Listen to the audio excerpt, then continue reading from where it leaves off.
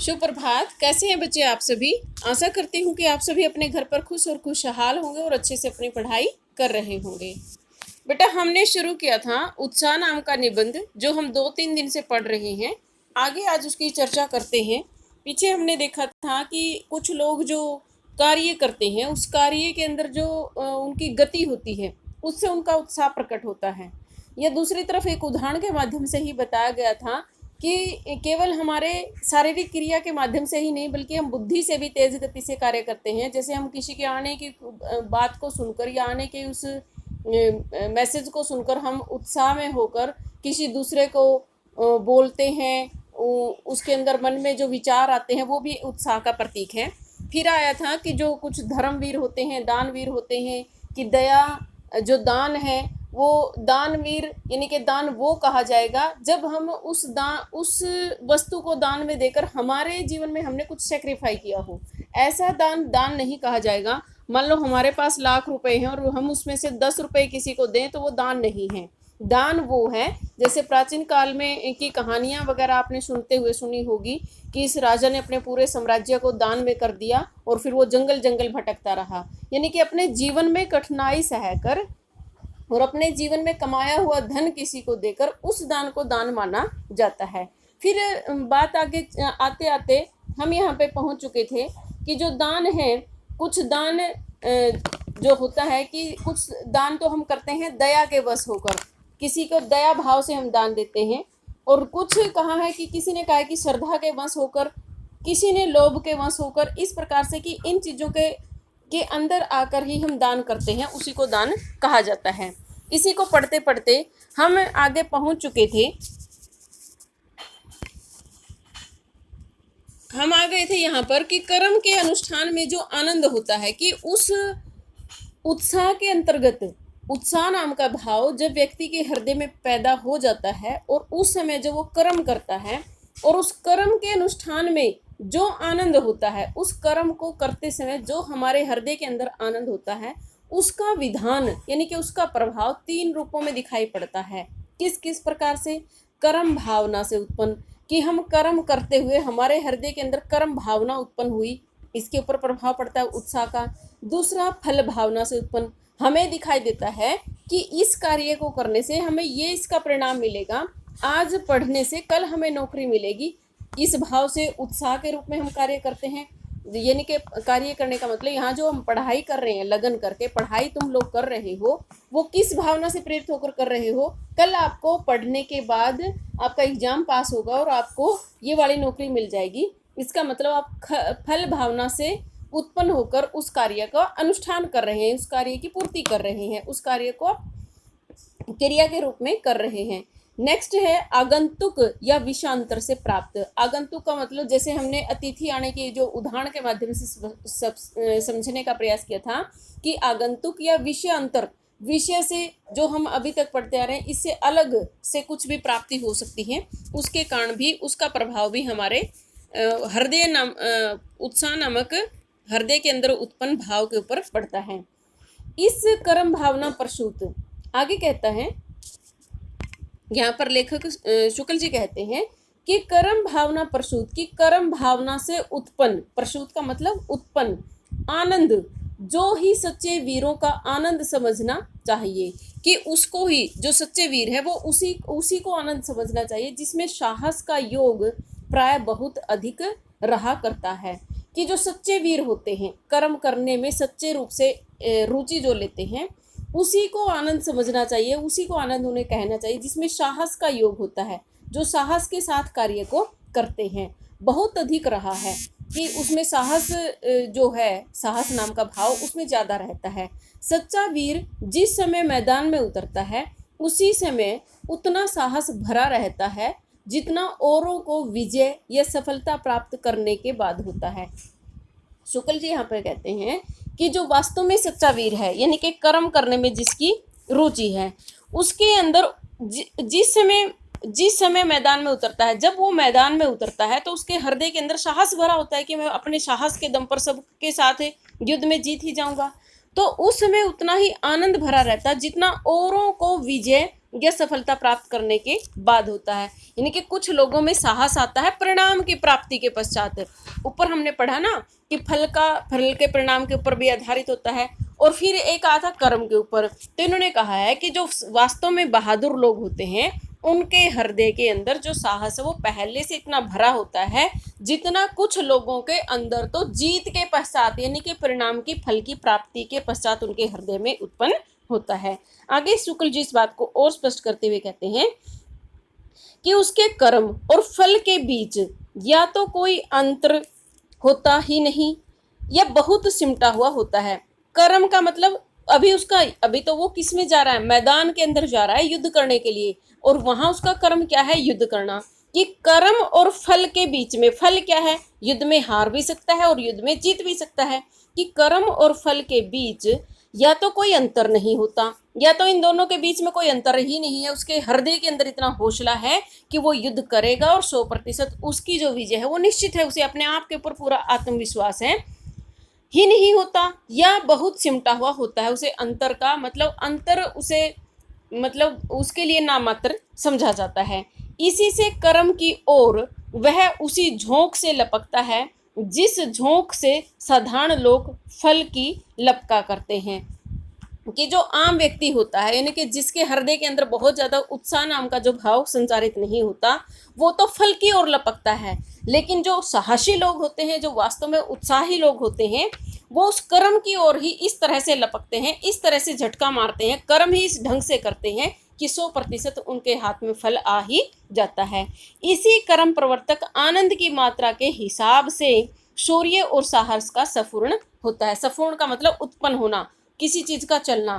कि इसी कर्म प्रवर्तक जो इस प्रकार के कर्मवीर लोग होते हैं, इस ढंग से कार्य करने वाले लोग होते हैं, जो काम के अंदर हाथ डालते ही अपनी सफलता को निश्चित करने के भाव से काम के अंदर मतलब अपनी क्रिया को जन्म देते हैं, यानी कि क्रिया करना प्रारंभ करते हैं। तो आनंद की मात्रा उनके हृदय के अंदर उस समय इतनी खुशी, इतनी प्रसन्नता, इतना आनंद होता है कि उस हिसाब से हम उनके अंदर क्या कहते हैं कि इनके अंदर शूरवीरता के गुण हैं, इनके अंदर साहस का जो सफूर्ण है वो इस ढंग से हो रहा है। आगे शुक्ल जी इसी बात को और अधिक स्पष्ट करते हुए कह रहे हैं कि फल की भावना से उत्पन्न आनंद भी साधक कर्मों की ओर हर्ष और तत्परता के साथ प्रवृत्त करता है। कि फल की भावना से उत्पन्न आनंद भी, कि इसके पश्चात, इस युद्ध के पश्चात इतना राज्य और मेरे राज्य में मिल जाएगा। मान लो इस प्रकार का जो आनंद होगा, फल कब होगा, फल की प्राप्ति का मतलब जीत के पश्चात है। कि फल की भावना से उत्पन्न आनंद, वो जो आनंद होगा, इतना साम्राज्य और मेरे राज्य के अंदर मिल गया, आनंद भी साधक कर्मों की ओर, जो कार्य करने वाला व्यक्ति है उसको बोलते साधक, साधक कर्मों की ओर हर्ष और प्रसन्नता के साथ प्रवृत्त करता है। क्यों? क्योंकि जब कोई भी व्यक्ति युद्ध के अंदर मान लो प्रवेश कर रहा है तो उसे ऐसा लगता है कि यदि मैं ये युद्ध जीत गया, यानी कि ये वाला कर्म मैंने कर दिया और इसकी सफलता मुझे मिल गई, यहाँ से फल की भावना होगी ना, ये फल की भावना का मतलब सफलता निश्चित कर ली उसने अपने हृदय के अंदर। उसके बाद जो उसके हृदय के अंदर जो खुशी है, जो हर्ष है, तत्परता है, उसकी ओर वो प्रवृत्त होता है। प्रवृत्त का मतलब उस चीज के अंदर वो एंट्री कर जाता है। जब फल का लोभ जहां प्रधान रहता है वहां कर्म विशेष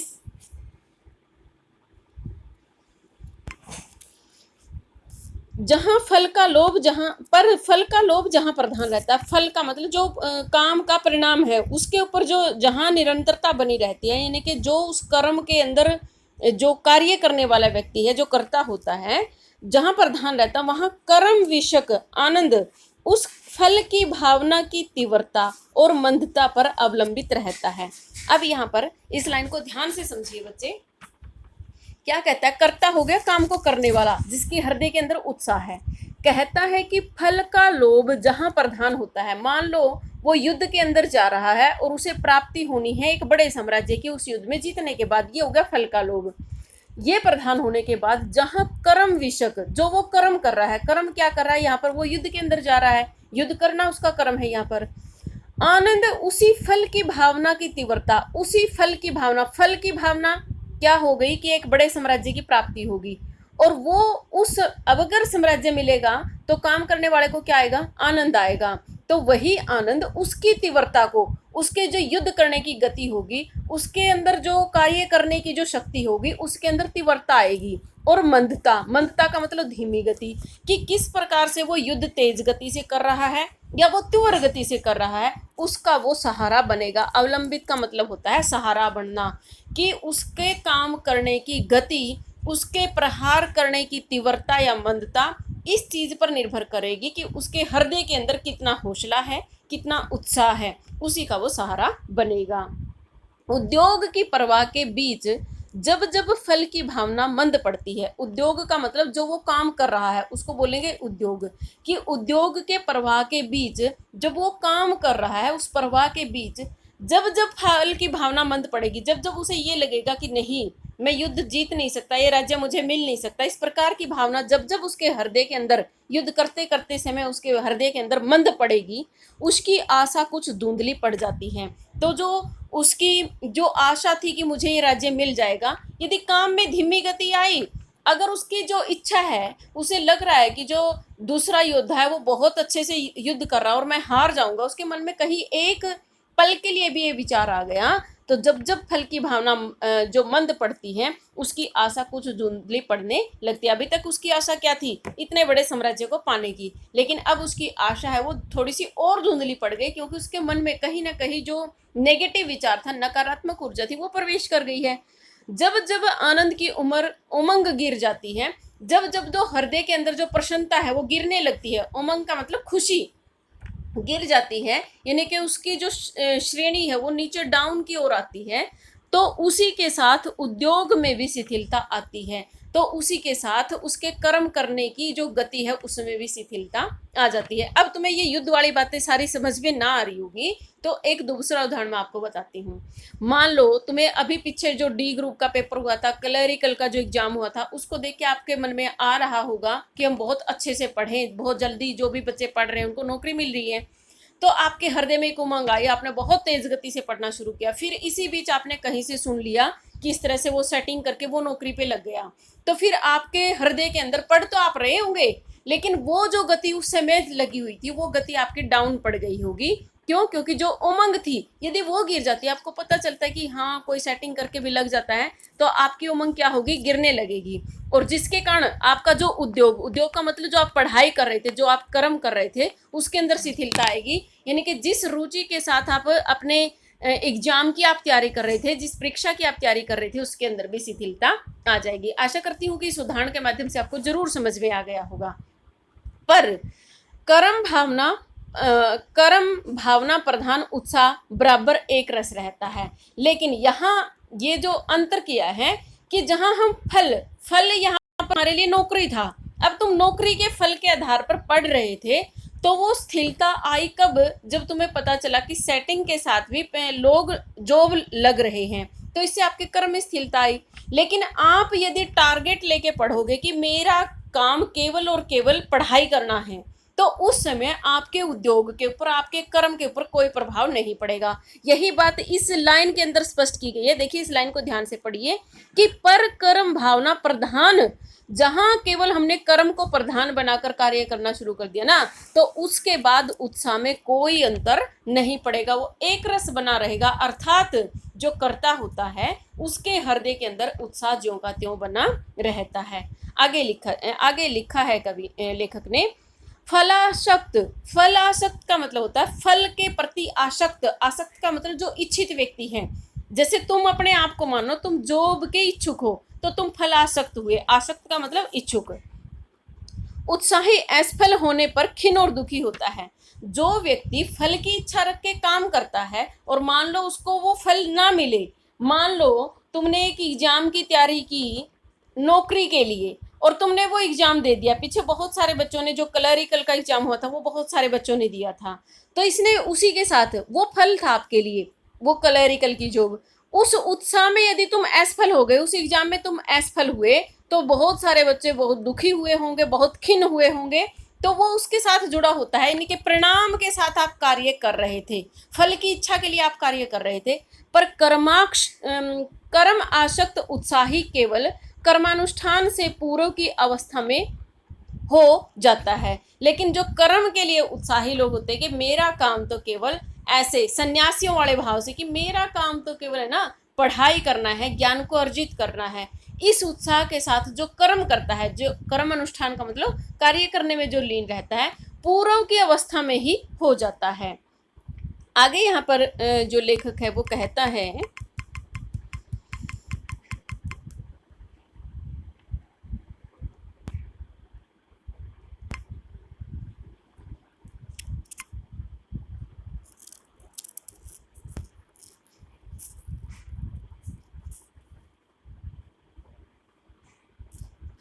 आगे लेखक कहता है कि पर कर्म आसक्त उत्साही केवल अनुष्ठान की पूर्व अवस्था में हो जाता है। अतः हम कह सकते हैं कि कर्म भावना प्रधान उत्साह ही सच्चा उत्साह है।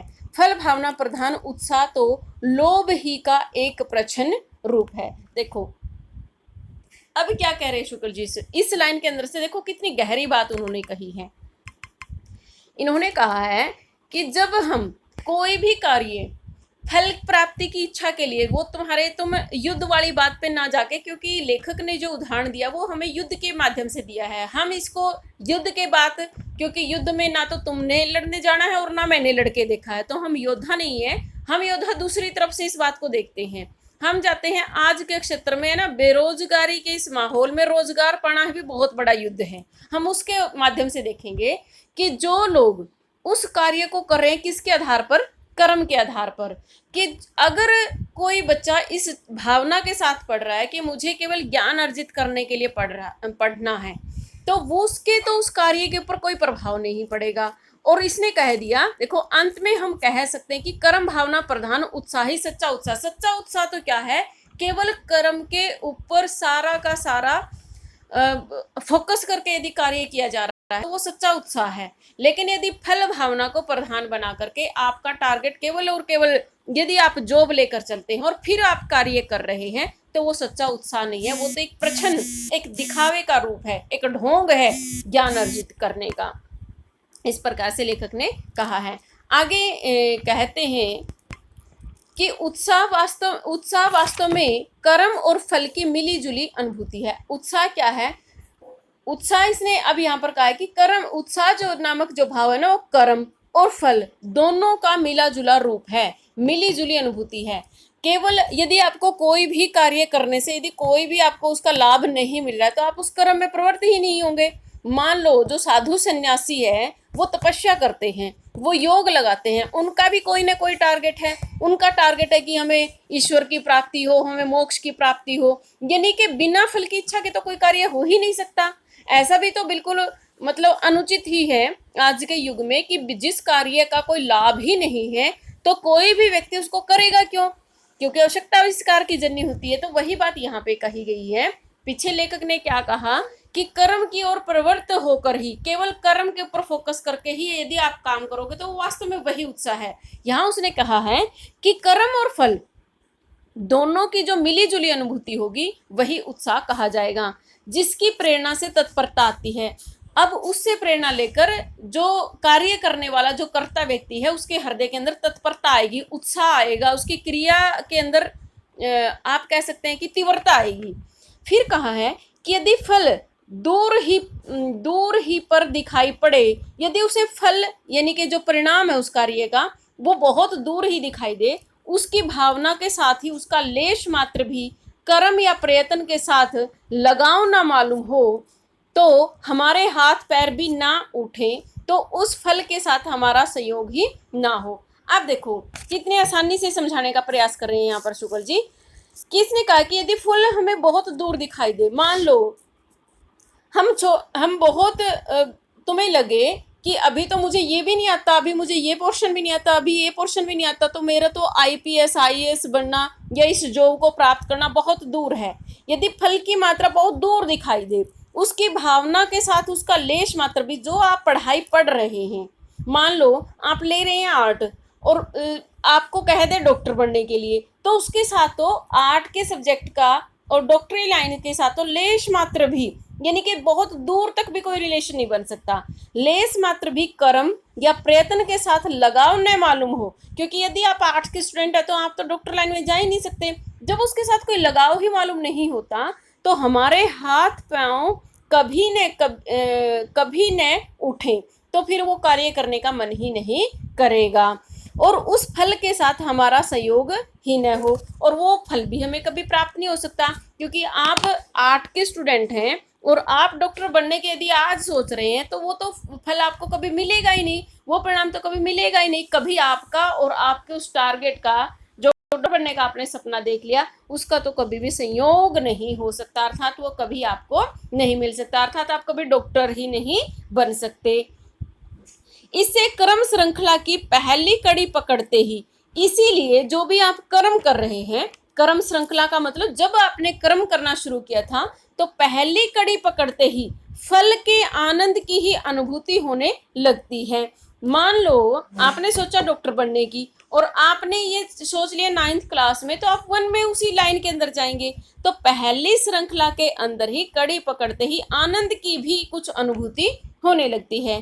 यदि हमें यह निश्चय हो जाए कि अमुक स्थान पर जाने से हमें किसी प्रिय व्यक्ति के दर्शन होंगे, एक छोटे से उदाहरण के माध्यम से समझाया है कि मान लो कह दिया कि आप यदि वहां पर चले जाएं, जैसे आप किसी हीरो के हीरोइन के किसी के आप फैन होंगे तो आपको कह दे कि आज आप उचाना में जाकर आप उससे मिल सकते हैं, आप कॉलेज में आकर उस व्यक्ति से बिल्कुल आमने सामने जाकर वार्तालाप कर सकते हैं। कोई भी व्यक्ति जो आपको बहुत अजीज हो, कोई जरूरी नहीं है नेता अभिनेता की बात नहीं है, किसी अपने अजीज से, किसी अपने मित्र से, अमुक का मतलब कोई भी स्थान, कि किसी भी स्थान पर जाकर आपको अपने प्रिय व्यक्ति के दर्शन होंगे तो उस निश्चय के प्रभाव से हमारी यात्रा भी अत्यंत प्रिय हो जाएगी। जब आप उस समय 2 घंटे का सफर तय करके आएंगे तो आपको वो समय ना बहुत ऐसे लगेगा, बहुत तेज गति से आपको वहां जाना बहुत अच्छा लगेगा।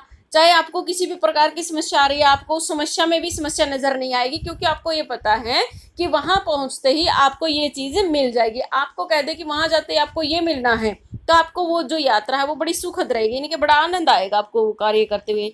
हम चल पड़ेंगे और अंगों की प्रत्येक गति में प्रफुल्लता दिखाई देगी। प्रफुल्लता का मतलब खुशी, आनंद, उत्साह दिखाई देगा। यदि यही प्रफुल्लता कठिन से कठिन कर्मों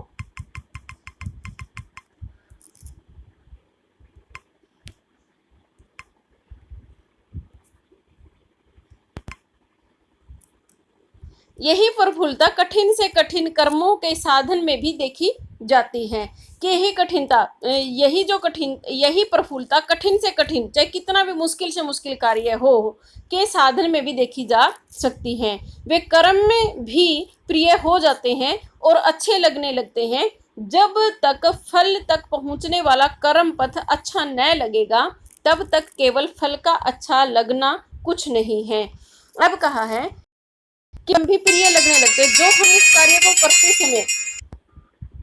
जो हम उस कार्य को करते समय यहाँ कहा गया है कि वे कर्म भी प्रिय लगने लगते हैं, वो काम भी अच्छे लगने लगते हैं और वो काम भी प्रिय हो जाते हैं और अच्छे लगने लगते हैं।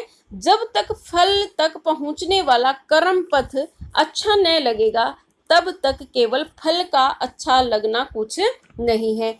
यदि आपको क्या कहा है कि यदि आपको फल तक पहुंचना है, आपको परिणाम अगर चाहिए तो कर्म पथ अच्छा न लगेगा, फल तक पहुंचने वाला कर्म पथ अच्छा न लगेगा तब तक फल का अच्छा लगना कुछ नहीं है। यदि आप किसी कार्य को पाने के लिए कोई कार्य नहीं करेंगे, आपको कर्म करना भी अच्छा लगना ही चाहिए कि फल का अच्छा लगना। अब तुम्हें नौकरी पाना तो बहुत अच्छा लग रहा है, पढ़ना अच्छा नहीं लग रहा ना, तो वो नौकरी पाना भी कुछ नहीं है, क्योंकि जब तक आप कार्य नहीं करेंगे उसका परिणाम आपको मिल ही नहीं सकता है।